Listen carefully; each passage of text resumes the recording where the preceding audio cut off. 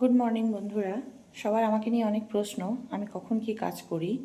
তো আজকে কিছু তোমাদেরকে একটা জিনিস দেখাচ্ছি। দেখো, একসাথে কতগুলো কাজ নিয়েছি, একটু জাস্ট দেখো। এই দেখো, এক হাতে আমার দেখতে পাচ্ছ এটা বই, ঠিক আছে, আর এক বই হাতে তো আমি দেখো ঝাড়ু দিচ্ছি ঝাঁটা দিয়ে। তারপরে চলো আমার সাথে রান্নাঘরে, তোমরাও দেখো। রান্নাঘরে গিয়ে এই দেখো রান্নাও বসিয়েছি। এটা হলো লাউয়ের চোচা বাটা, সেটা আমি বাটাটাকে শুকোচ্ছি এদিকে।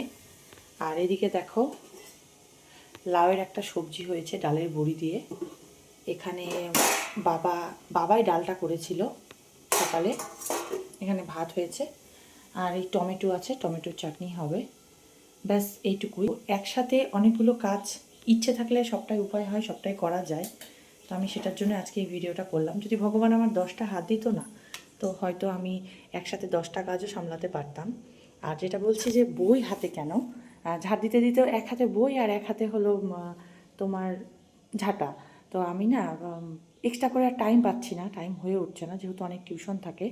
তো সেই জন্য বই হাতে যতটুকু সময় পাচ্ছি বাড়িতে কাজের ফাঁকে ফাঁকে, তখন হয়তো এই কিছু মানে একটু চলছে চর্চা। একটা এক্সাম আছে, তো এটাই তোমাদেরকে জানালাম যে তোমাদের অনেকের মনে আমাকে নিয়ে অনেক অনেক প্রশ্ন, আমি কখন রিলস বানাই, তো এটাই দেখালাম। ঠিক আছে, সবাই ভালো থেকো, সবাই সুস্থ থেকো। ইচ্ছে থাকলে সব কিছুই উপায় হয়, এটাই আমি বলতে চাই সবাইকে। ঠিক আছে, টাটা, বাই বাই।